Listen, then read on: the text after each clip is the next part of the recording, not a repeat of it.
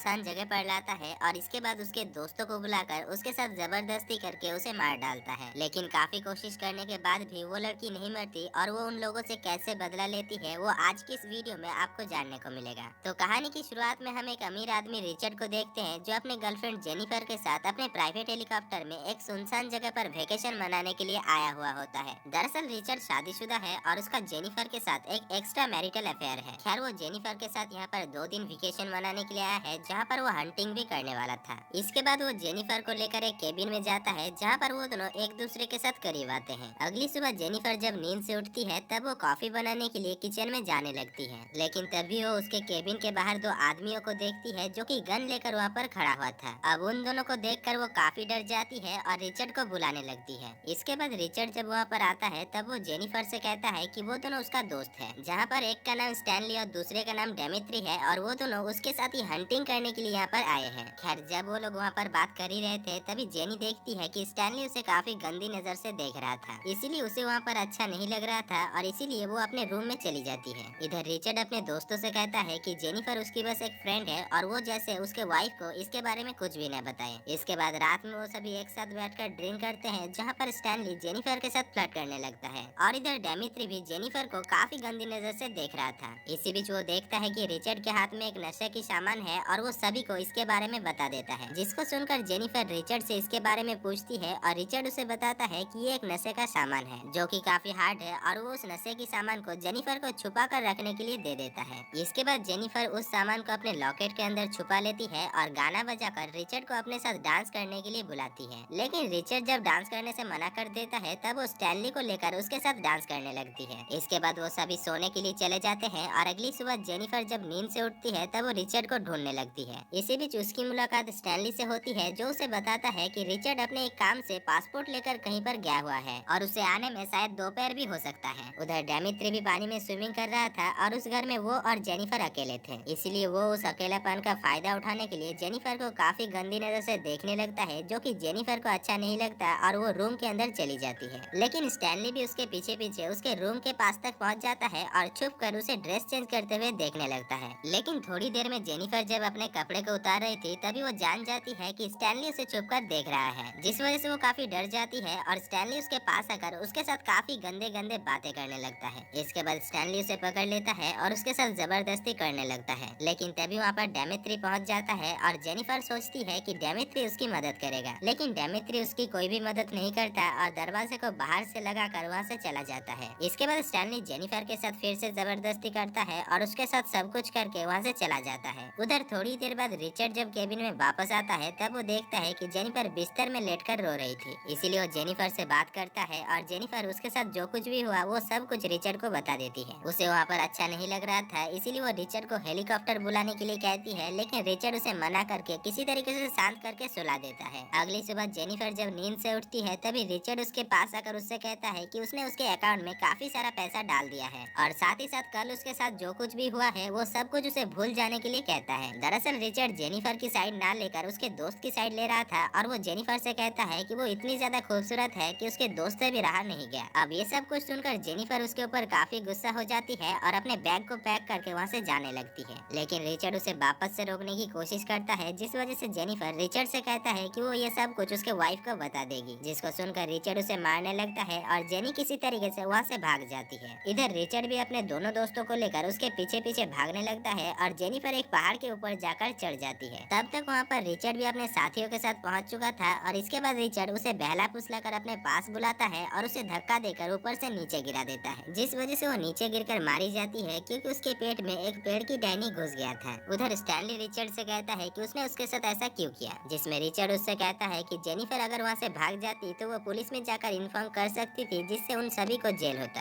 खैर ये सब कुछ कहकर वो सभी वापस से केबिन जाते हैं और वहाँ पर मौजूद जेनिफर के सारे सबूत को जला देते हैं। इसके बाद अगले दिन वो लोग सोचते हैं कि वो लोग जेनिफर को मारकर उसके बॉडी को ठिकाने लगाना भूल गए थे, इसीलिए वो लोग जेनिफर के बॉडी को ठिकाने लगाने के लिए वहाँ से निकल जाते हैं। उधर दूसरी तरफ हम जेनिफर को देखते हैं जो उस पहाड़ से गिरने के बाद भी जिंदा थी। उसके पेट में एक लकड़ी घुसा हुआ था जिससे उसे काफी दर्द हो रही थी, पर फिर भी वो किसी तरीके से अपने लाइटर की मदद से उस लकड़ी में आग लगा देती है, जिस वजह से वो लकड़ी टूट जाती है और वो किसी तरीके से वहाँ से फ्री होकर एक पत्थर के पीछे जाकर छुप जाती है। इधर तब तक रिचर्ड अपने दोस्तों के साथ उस पहाड़ तक पहुँच पहुंच जाता है और वो जब नीचे की तरफ देखता है तब वो देखता है कि वहाँ पर जेनिफर की बॉडी नहीं था, जिससे वो लोग समझ जाते हैं कि जेनिफर अभी भी जिंदा है और इसीलिए वो लोग अलग अलग होकर जेनिफर को ढूंढने लगते हैं। अब ऐसे ही ढूंढते ढूंढते वहाँ पर रात हो जाता है और तभी रिचर्ड को वहाँ पर कुछ खून के निशान देखने को मिलता है, जिसको फॉलो करते हुए वो सभी एक नदी के पास पहुँचते हैं और अलग अलग होकर जेनिफर को ढूंढने लगते हैं। इसी बीच डेविड जब अकेले में अपने गन को रखकर टॉयलेट करने के लिए जाता है तभी पीछे से जेनिफर आकर उसके गन को लेकर उसके ऊपर ही तान देती है, लेकिन इससे पहले कि वो उसके ऊपर गोली चलाती वो देखती है कि वो गन लॉक था। अब इस मौके का फायदा उठाकर डेमित्री उसके ऊपर अटैक कर देता है और उसे पानी में डुबोकर उसे मारने की कोशिश करता है, लेकिन तभी जेनिफर के हाथ में डेमित्री के पास मौजूद एक चाकू आ जाती है और वो उस चाकू की मदद से डेमित्री को जान से मार डालती है। इसके बाद वो डेमित्री की गन और उसकी सामान को लेकर वहाँ से चली जाती है और एक गुफा के अंदर पहुंचकर वहाँ पर आग जलाती है और अपने आप को फर्स्ट एड करने की कोशिश करती है, लेकिन उसे काफी ज्यादा दर्द हो रही थी, इसलिए वो अपने पास मौजूद उस नशे के सामान को खा लेती है जो कि उसे रिचर्ड ने छुपा कर रखने के लिए दिया था।